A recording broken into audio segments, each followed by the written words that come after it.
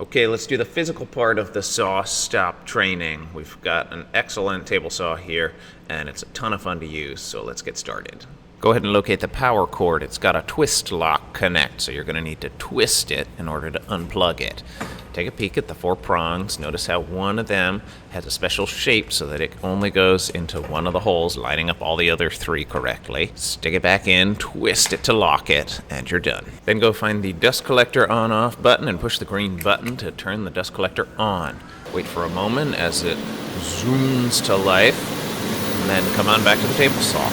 Grab the dust broom and brush off the entire surface of the table saw, removing any debris that's collected there. If you can try to discourage people from using the table saw as a storage surface, that would be excellent, because it really should be a pristine surface for cutting only. Sweep all the way around the table saw, because sawdust is very slippery as it gathers on concrete, and we need good footing as we apply feed force, pushing material through the saw. Good. Now get a piece of wood out of the scrap bin that is bigger than 6 inches long.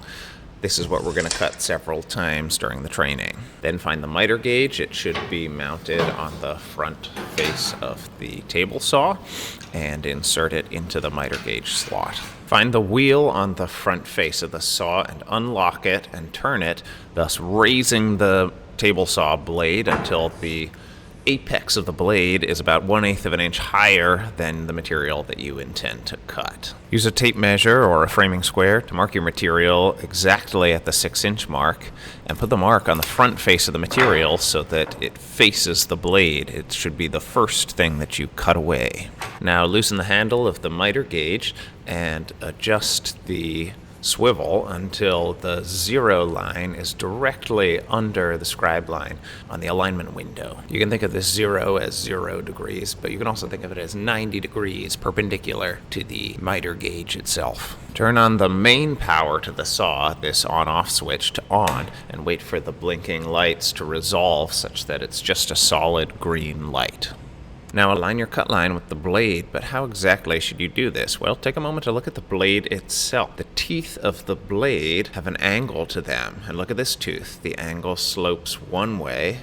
The next tooth, the angle slopes the opposite direction, and so on, alternating back and forth. Now that you can see the alternating angles of the teeth of the blade, bring your material up to the blade, and notice how your material has your workpiece on one side, the piece you want to keep, and your waste on the other side. So when lining up a cut line, I like to choose a tooth on the saw blade whose angle is pointing at my material, so that the leading tip of the tooth, the pointy part of the tooth, can be placed right on my cut line. And if my work is on the other side, then I'll use the other tooth whose angle points the other way. And all of this because the blade itself is going to obliterate material. This is called the kerf of the saw blade. It's about 1/8 of an inch thick. And so if I line up the wrong side of the blade with my cut line, all of my cuts are going to be shorter than I wanted them to be. Now confirm that your workpiece is not touching the blade. You've got to power on the blade, touching nothing at all, just air. Drop the blade guard down onto your material. Find the giant red lever and pull it out away from the saw to energize the saw. Firmly hold your material against the back plate of the miter gauge and slide the miter sled down the slot, cutting your material. Keep pushing until your material is all the way past the end of the blade out in air. Yes, your waste is going to be sitting there rattling against one side of the blade. You can't do as much about that, but you can push your work all the way through the blade until it's out the other side. Then push in the giant red lever to stop the blade and wait for the blinking light to go steady again, indicating that the blade has fully spun down.